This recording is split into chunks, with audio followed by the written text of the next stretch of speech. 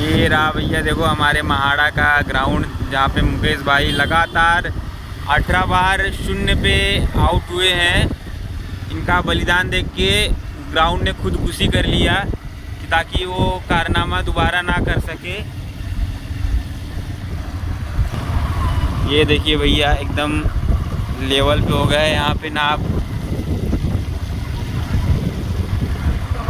मुकेश भाई ने मूत दिया 18 बार आउट होके।